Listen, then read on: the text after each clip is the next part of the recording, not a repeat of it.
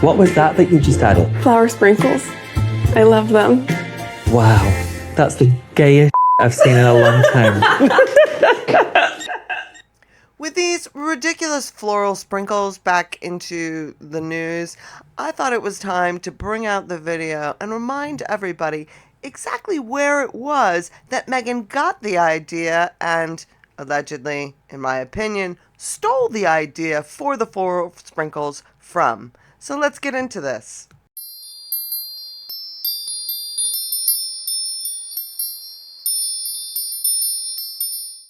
Now, as we sat there and we watched this ridiculous woman put floral sprinkles on everything from frittatas to donuts, I have to say, it never occurred to me that she was going to try and put them into candles.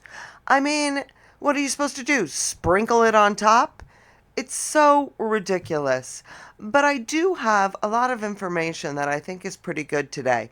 Because first of all, we're going to look at where it is that Meghan stole the idea from, as it was in fact a farm in New York. And I also have a few rather funny clips that the Squaddies were trying to make us believe that they had been inspired by these floral sprinkles. Of course, they all tell us this while they are sitting on their couches doing absolutely nothing. But these floral sprinkles were what Meghan thought was going to put her on the map. But I also think that she was hoping that the distraction of the floral sprinkles would stop viewers from realizing that she does nothing in her TV show. Of course, it didn't work, and yeah, putting floral sprinkles on top of a frittata is absurd.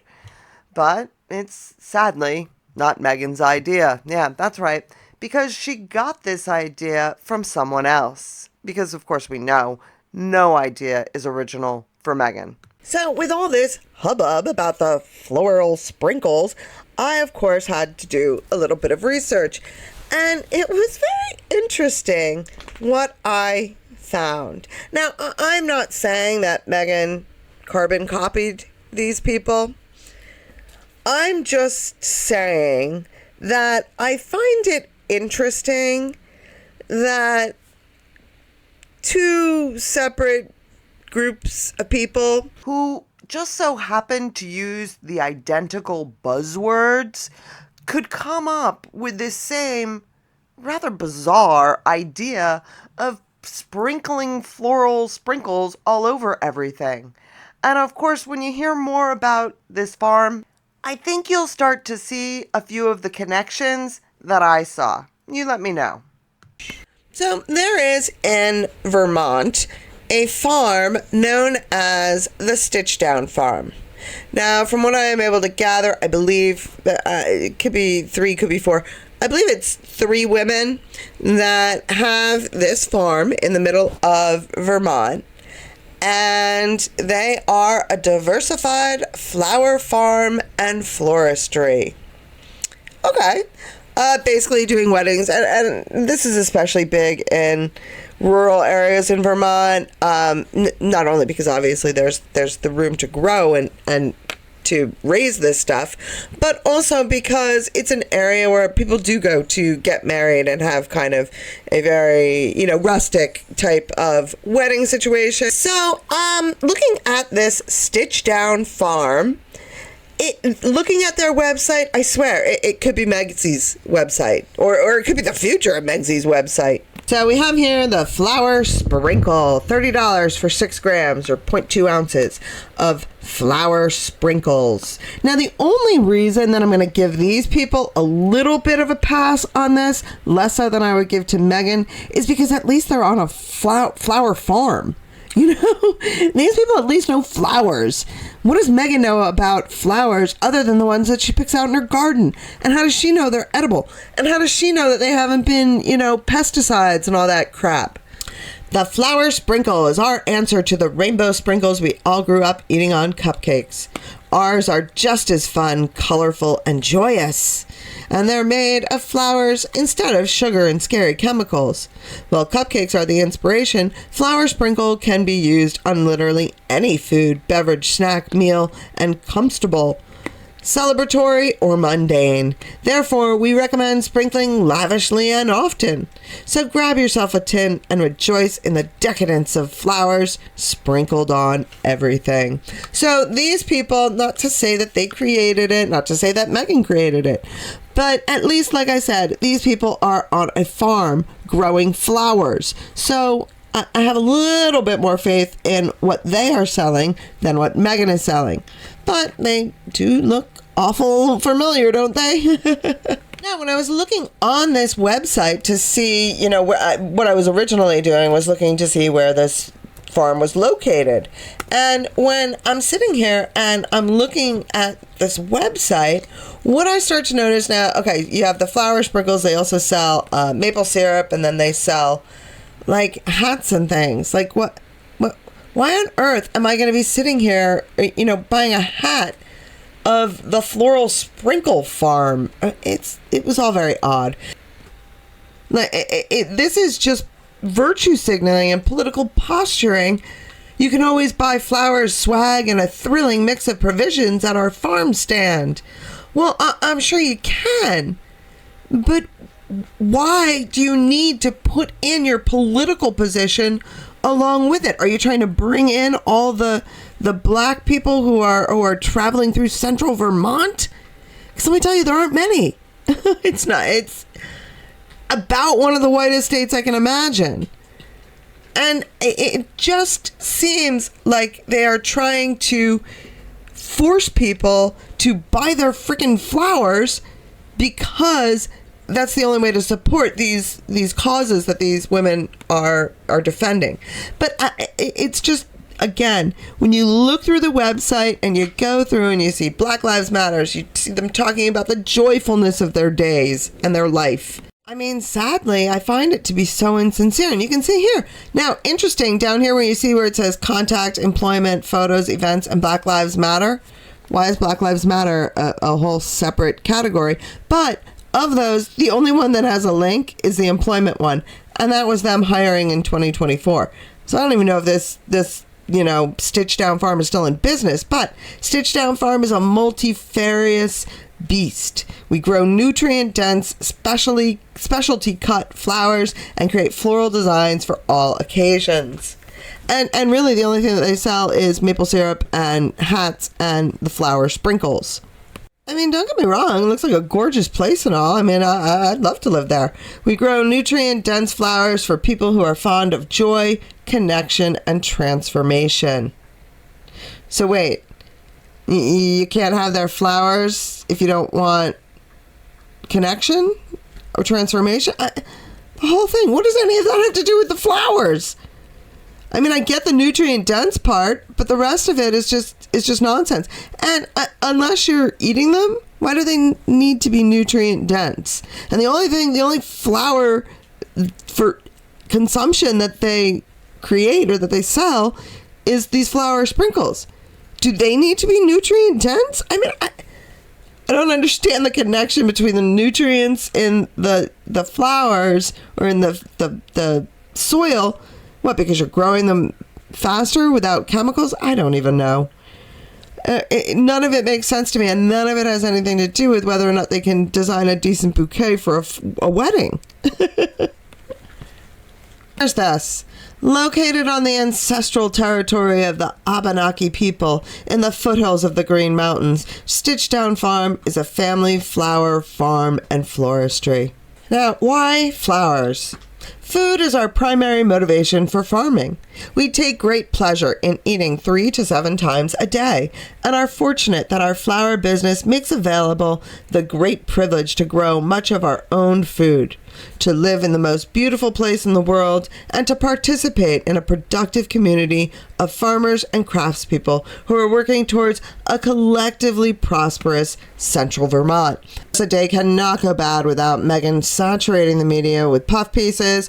From home-inspired honey to freshly picked blackberries, natural ingredients take center stage in Duchess Meghan's new Netflix series, With Love, Meghan, which, by the way, I hate that title. It's grating on me because it makes no sense.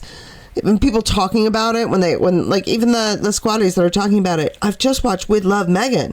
I mean, it's a ridiculous name.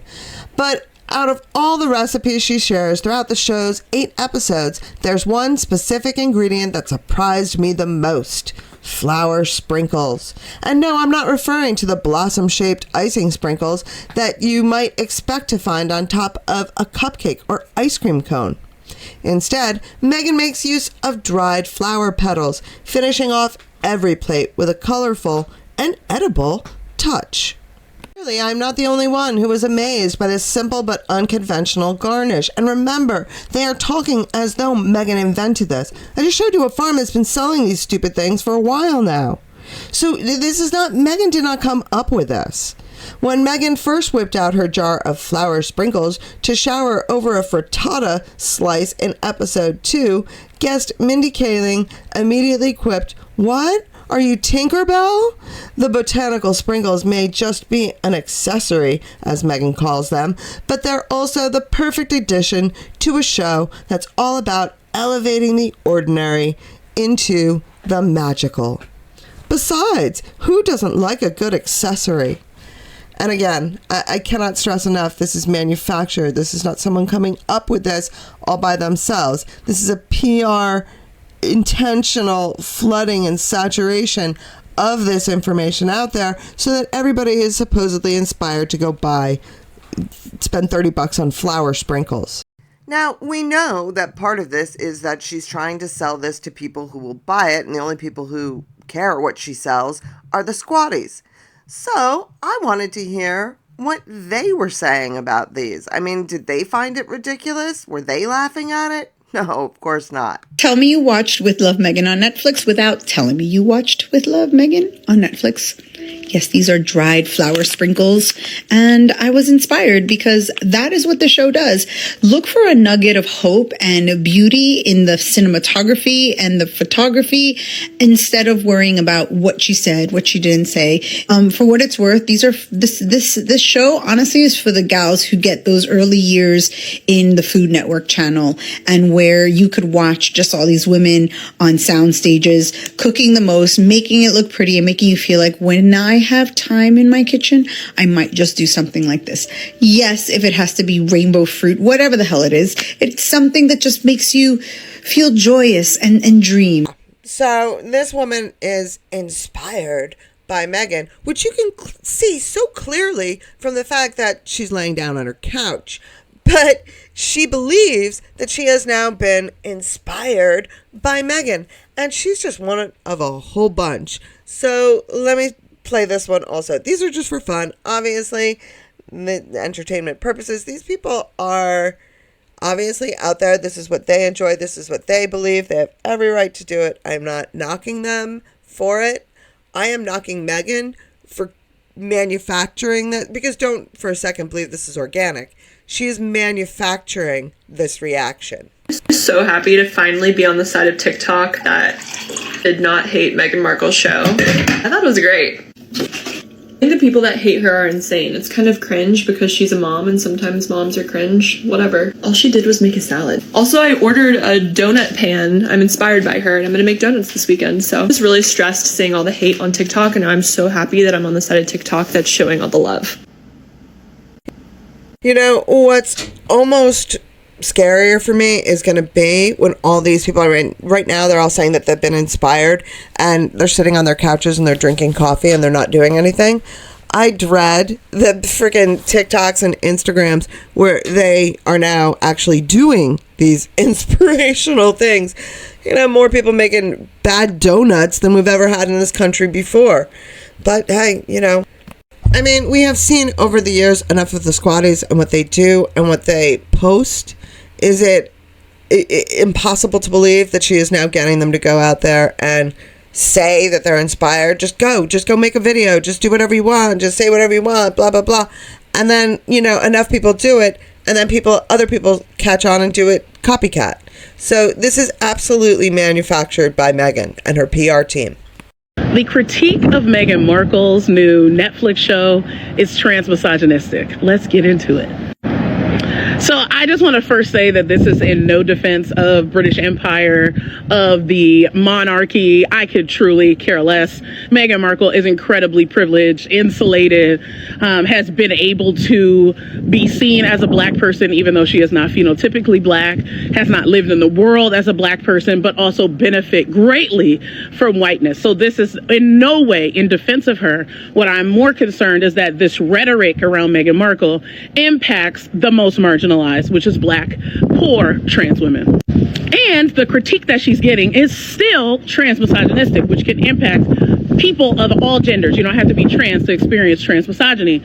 So the critique that I'm seeing, and I looked up, I Googled, because I just wasn't clear what white women were talking about. So I Googled, critique of Meghan Markle's new show, and this comedian from Netflix, Christina P., I believe their name is, their husband is also a comedian, and they have shows on, stand-up shows on Netflix, and they also have a podcast. So I scrolled through their podcast, and they have one episode where she's talking about wanting a trans vagina. Yes, this is someone that has a Netflix show. It seems to me that Netflix is just literally hiring transphobes at this point. They also are reading the Becoming Brigitte Macron, which is a transphobic book written by Candace Owens. And just their page is just anti-black, trans-misogynistic, transphobic. So I'm not surprised that their critique of Meghan Markle was that her show is phony, fake, and not believable, because white women have been trying to claim domesticity as their whole personality, as the main thing that makes them a woman, when they know damn well they have relied on enslaved indigenous African labor and also unpaid to very little paid immigrant labor, right? Like, so I just don't understand this constant desire to deride and critique a black person, if you will, right, for doing something that you think that you do. I don't understand. And also the comparisons to Martha Stewart really just gag me. Martha Stewart is a business person. That's why you know about Martha Stewart. She wasn't in her kitchen all the time either. She was also in mock kitchens. But the reason why you like Martha Stewart is because she made sure her show was everywhere. She was greatly privileged. She was born into the middle class. She then was married into money. She was able to stand in a kitchen and create these lavish cakes just like Meghan Markle. She was able to have this expansive garden and be able to multiple expansive gardens and be able to tend to it because she married into wealth. Martha Stewart is no different than Meghan Markle. The only difference is Martha Stewart is a felon and Meghan Markle is not. So could y'all please shut the hell up? And finally, if Meghan Markle was doing a show where she talked about slavery and race and she had her black mom on there, y'all would eat that shit up. So please, again, go all the way to hell. Yeah, I don't even know where to start with that one. I mean, first of all, she has to pick a lane. She has to pick a cause. She has to pick a point of view. I mean, you got trans misogyny, you got racism, you got classism. I'm sure there's some just, old-fashioned misogyny in there. I mean, couldn't we just not like the woman? I mean, and to say that Meghan Markle is just like Martha Stewart, no, because Martha Stewart was the one who did it originally. So when she did it, it was new and it was different and it was exciting and she was creating this on her own. Meghan is copying Martha Stewart. That's the huge difference between the two. All right, let me see. One more? You want one more? Let's give you one more.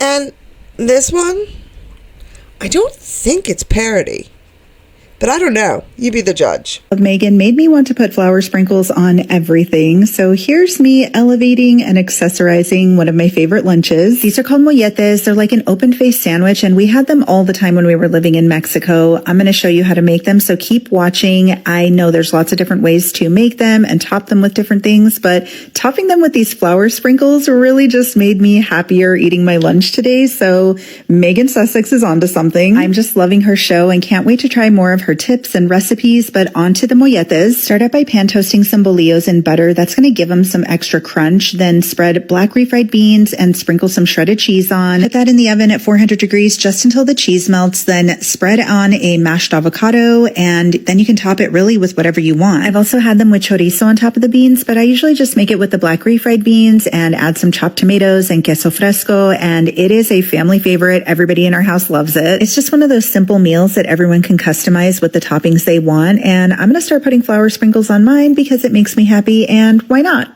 So let me know what you think. Are you getting in on the sprinkle craze? And like I said, please remember this has all been a manufactured PR campaign by Meghan and her people, and none of this sprinkle craze is at all organic and developing naturally. So let me know what you think. I look forward to reading your thoughts down in the comments. Thank you very much for listening, and I hope you have a great day filled with love, laughter, floral sprinkles, and dancing.